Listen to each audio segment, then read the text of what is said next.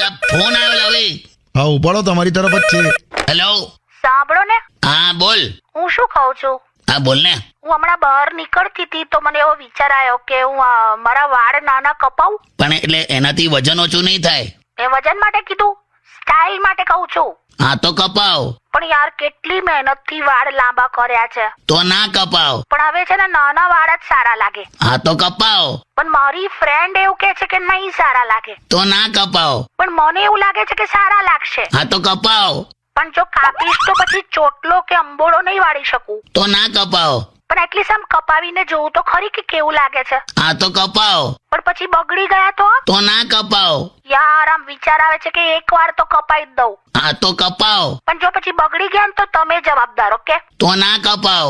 પણ યાર આમ છે ને આમ નાના વાળ હોય ને તો સાચવવામાં બહુ ઈઝી પડે, ખબર છે? હા તો કપાવ. મને યાર ડર લાગે છે. તો ના કપાવ.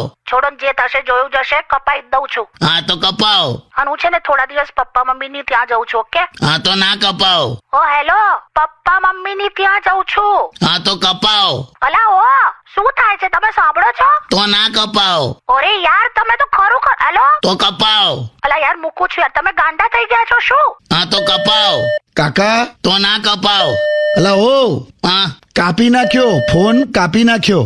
સેજ ભાનમાં આવો. એમ લાયલા પાણી બાણી લાવ્યા પીવડાય તે જોયું ને. હા. આને કહેવાય શ્રીમતી. હે, જે એના શ્રીની મતી ફેરવી નાખે ને એ. લો પાણી પીઓ. તો કપાવ. અરે નથી કશું કાપવું, પાણી પીઓ એમ કહું છું. તો લાય. લો.